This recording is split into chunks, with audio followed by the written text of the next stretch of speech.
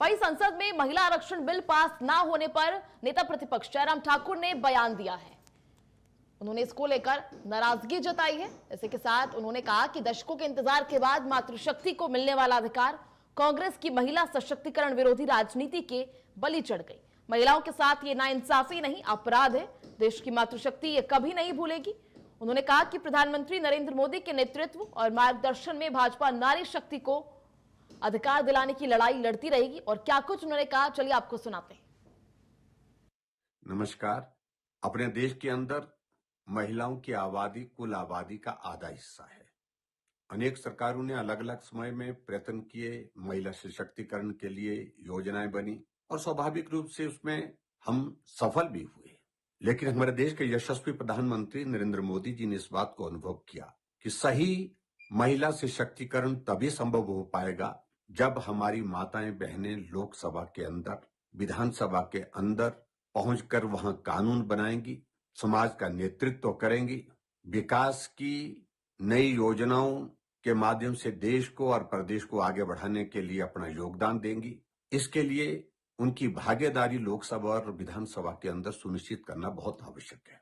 और उस दृष्टि से 2023 में महिला आरक्षण का बिल लोकसभा के अंदर और राज्यसभा के अंदर प्रधानमंत्री नरेंद्र मोदी जी ने लाया और पारित किया।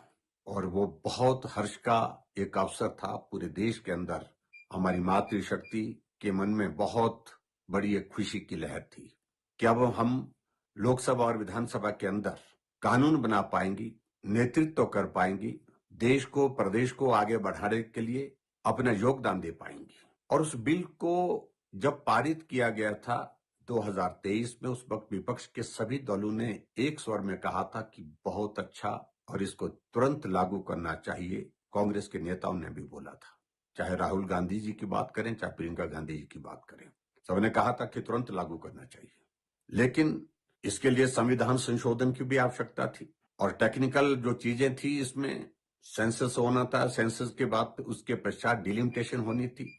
वो सारी टेक्निकल चीजों को पूरा करने के लिए स्वाभाविक रूप से थोड़ा वक्त लगना था।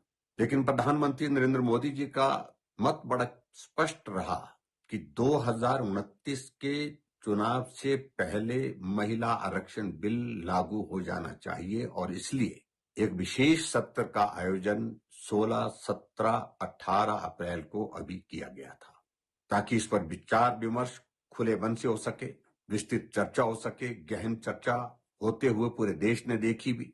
लेकिन विचित्र परिस्थिति है कि कांग्रेस का जो चेहरा है वो बेनकाब इस वक्त हुआ जब इस बिल को समर्थन देने की बात आ रही थी, तो उन्होंने विरोध किया। और विरोध के लिए कोई तथ्य नहीं थे, तर्क नहीं थे, कोई छोटी छोटी टेक्निकल चीजों को लेकर के सिर्फ और सिर्फ इस बिल को रोका जाए, इसको पारित होने से किसी राजनीतिक दल को फायदा ना हो जाए, इस बात को सुनिश्चित करने की दृष्टि से इस बिल का विरोध किया।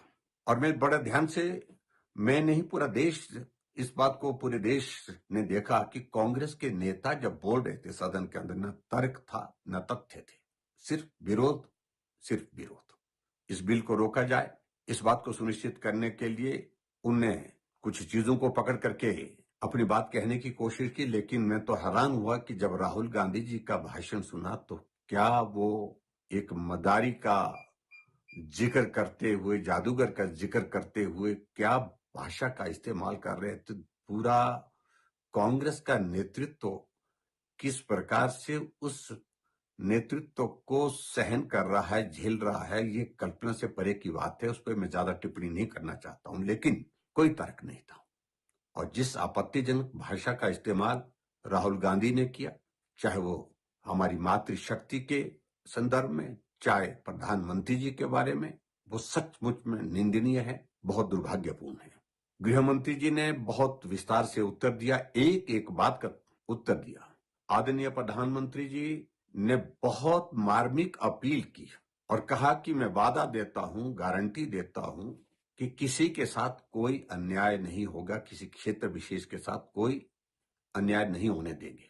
लेकिन उसके बावजूद विपक्ष इस बात को लेकर के अड़ा रहा कि हमने विरोध करना है। अंततः गत वोटिंग में महिला आरक्षण का ऐतिहासिक बिल, जो पूरा देश एक टकटकी नजर से देख रहा था कि पारित होगा, उस बिल को पारित होने से रोक दिया।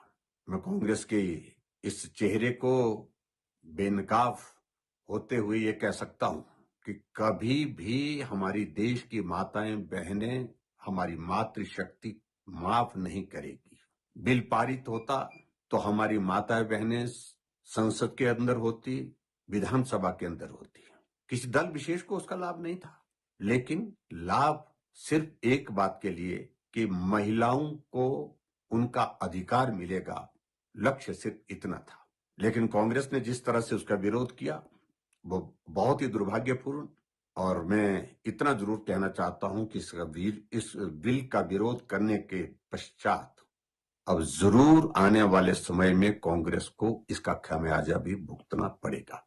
भारतीय जनता पार्टी का संकल्प है आदरणीय प्रधानमंत्री नरेंद्र मोदी जी का, जिन पर पूरे देश की मातृशक्ति को भरोसा है कि यह संघर्ष जारी रहेगा और आने वाले समय में फिर अवसर तलाशेंगे, फिर प्रयास करेंगे।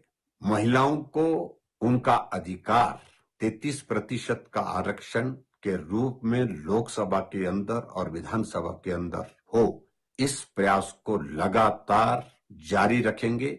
ये हमारे प्रधानमंत्री जी का संकल्प है और यही संकल्प भारतीय जनता पार्टी का है। और एक बार फिर से मैं देश के प्रधानमंत्री नरेंद्र मोदी जी को, गृह मंत्री अमित शाह जी को, अपनी केंद्र की सरकार को साधुवाद की आपने बहुत गंभीर प्रयत्न महिला आरक्षण को लागू करने की दृष्टि से जो किए हैं, उसके लिए आपको बधाई। और ये संघर्ष आपके नेतृत्व में निश्चित रूप से एक दिन अपने लक्ष्य को हासिल करेगा, ऐसा हमें पूरा भरोसा है। और कांग्रेस पार्टी ने जिस प्रकार से इस बिल का विरोध किया, उसका खामियाजा तो भुगतना पड़ेगा। और साथ में ये भी मैं कहना चाहूंगा कि जो असली चेहरा कांग्रेस का है वो अब देश की जनता के सामने आ गया।